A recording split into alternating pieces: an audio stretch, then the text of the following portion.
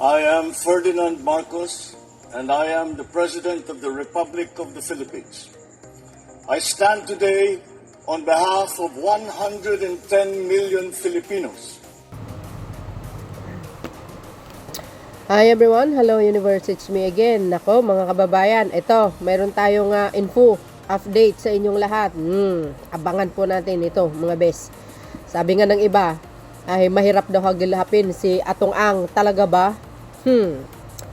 Walang mahirap pag nagkaroon ng pagkakaisa sa pwersa ng sandatahang lakas. Siyempre, sa PNP, lahat.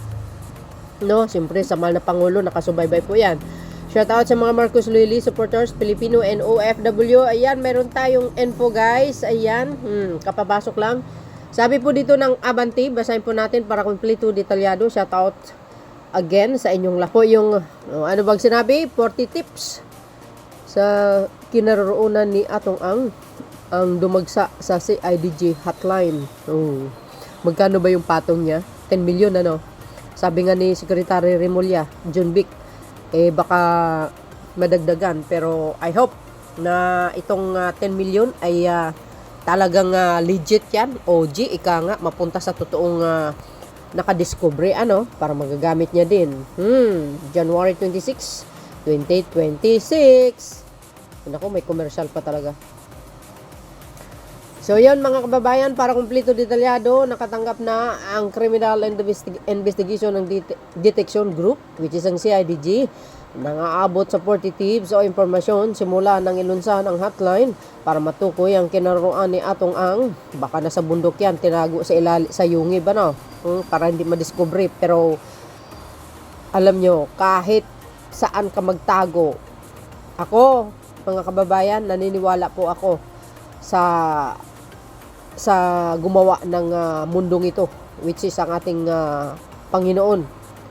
Walang imposible yan. Pag ang Diyos kumilos, nako, ewan ko na lang sa inyo, huhugutin kayo kahit sa ilalim ng lupa kayo magtago. Totoo yun? Ayon sa CIDG nitong Lunes, karamihan sa mga ulat ay tumutukoy sa Cavite, Batangas at Laguna. At ang ilan ay sa Bicol at National Capital Region. Ibig sabihin siya nasa NCR lang siya? Nako, huwag magpakasiguro, baka mamaya nasa kabundukan ng Mindanao yan. Nagtatago sa ilalim ng yungib. Agay. Di ba? Pero we will trust sa mga autoridad natin. Siyempre, talagang kumikilos yan. Sabi nga nung sabi po ng isang mga kaibigan ko, yung mga iba dyan nga maraming secret agents, maraming spy, kunwari nagtitinda ng mani, pero wag ka, di ba? Mabigat ang trabaho niyan. Inihanag naman ni CIDG NCR Chief Colonel John Guic, ayan, na nagsagawa na sila ng manhunt sa 14 lokasyon. Ngunit bigo pa rin silang matagpuan si Ang.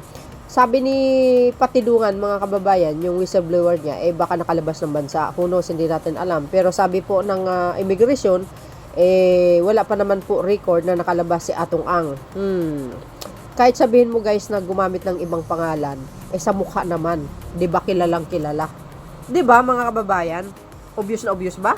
Yung mukha niya, kahit sabihin mo gumamit sa ibang pangalan, kilala siya sa immigration, of course. Sabi ng iba, baka nandoon sa Chihuahua.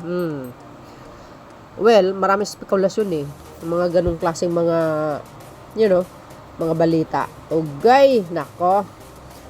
Well, ang maitutulong lang siguro natin is prayers, na sana mahuli siya sa madaling panahon, at yung iba din na nagtatago katulad ni Saldico. Yes, importante po yan mga kababayan, yung prayers natin. Kasi sabi nga sa Biblia, isa man o dalawa ang nagpapanalangin, sa nais gustong marating or magkaroon ng katuparan ng kanilang hiling, tutuparin ng Panginoon yan. As long as guys, bukal sa puso mo ang panalangin, God it will give it to us. Totoo yun, lahat yan. Walang imposible sa Panginoon, basta hilingin natin. Basta magkakaisa lang tayo sa panalangin. it will given by our creators. Walang iba kundi ang Diyos Ama. Totoo po yun. Ayan, sabi dito, kabilang dito ang mga lugar sa Metro Manila, Central Luzon at Calabarzon, kasama ang mga bahay ni Ang sa Pasig, Mandaluyong at isa pang penthouse sa Quezon City. Dami pa ng bahay nito, guys. Grabe. Ang tindi ng yaman nito eh. Sabi nga ni Secretary Remulla parang isang fighting yata. Correct me if I'm wrong, kumikita ng 1 billion sa iba't ibang lugar. Oh my goodness. Grabe, ang dami. Daming pera to, guys, ha. Inihag din ni Guy na wala pang mga nakakakita kay Ang sa Cambodia o Thailand. Matatanda ang may warrant of arrest si Ang sa kasong kidnapping with the homicide at serious illegal detention kaugnay sa mga nawawalang sabongero. You see, guys. Dapat talagang sagad-sagarang pagmanhan or pagtugi sa kanya. Mabibigat ang mga bodyguards nito, guys, hindi basta-basta. Talagang dekalidad din dahil dating mga parak, you know. So I hope na mahuli sa as soon as possible. Kaya mga kababayan, abangan po natin. Malapit na tayo sa exciting part. Part talaga. Exciting part, ika nga, bulol pa more. Ayan, sabi po ng mga nagko-comment. Sabi po ng nagko-komento, kasama po ba sa 40 yung call ni Mr. Norman Mangusim para sa mga malinaw po kay Sir Atong na tumawag sa FLM versus Atong Ang ay hindi natin alam, pero hindi pamandin kulong patuloy ang lagay sa mga tumutulong sa puganti. You know, guys, no, pag nagkakaisa tayo, kapit tuko para mahuli ito, walang problema doon eh, madali lang mahuli. Sayang naman yung 10 million. Nako, porsigihin nyo na. Madali lang yan. Instant ang 10 million, pero sila lang din yan. No, hindi. Mali. Kasi minsan, yung may guys, may patong sa ulo pinapakita naman ng mga autoridad natin sa social media, nakatakip ang mga muka na nakakatanggap ng pera. Kayo naman, hinusgan nyo kaagad, hindi pa nga tapos inuunahan nyo pag maraming magulo, di malaman alin ang totoo. Well, kumbaga susuriin mo kung alin ang totoo, kung alin ang hindi totoo. Simple lang yun. Paganahin mong utak mo, hindi one direction lang. Dalian mo, boss Norman, baka maunahan ka, agay. 40 bangkay ang kasunod, agay. Masasakuti rin. Yes, masasakuti yan. Nako. We are in process, guys, to get the progress. Naks naman. Pag may progress, ibig sabihin, sure ball yan. Diba? Masasakuti rin talaga. Double tari, kinabit, delikado mahuli, matalas, wag yung sukuan, delikado buhay. Sabi niya.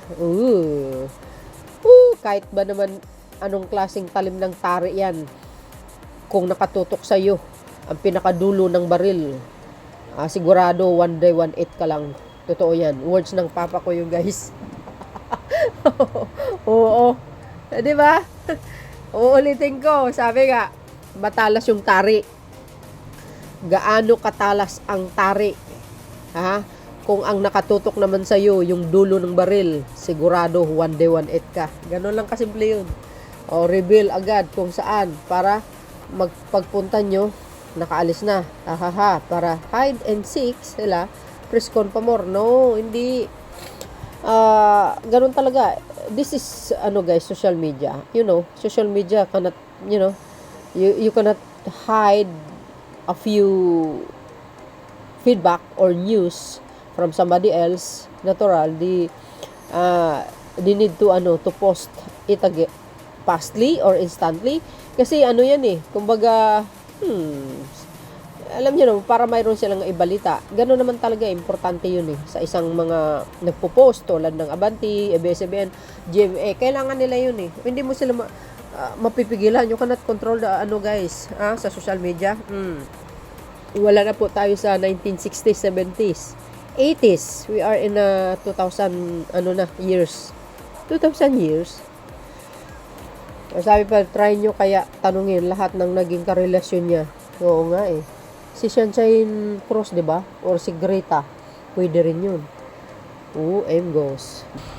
So, yun mga kababayan. Ano pong kapalagayan nyo? Ayan o. Goes. 40 tips sa kinaroon ni Atong ang dumagsa sa CIDG hotline. Dapat lang. Kasi kung hindi tayo makipagtulungan, 'di ba? Sayang naman. Kailangan nga, 'di ba, sabi natin, protektahan natin yung bansa natin sa mga taong balasubas, maitim ang budhi. 'Di ba? Protektahin natin 'yan. Tayo lang din ang makikinabang. Kasi kung hindi tayo makipagtulungan, tayo rin ang kawawa. Gusto nyo ba 'yun? Siyempre hindi, 'di ba, mga best? So, yun guys, ang aking pinaka-latest updates. Kayo naman ba lang mag-comment do? See you again on my next upload. Bye. And baboos. God bless Philippines. There's more guys. Follow me and likes.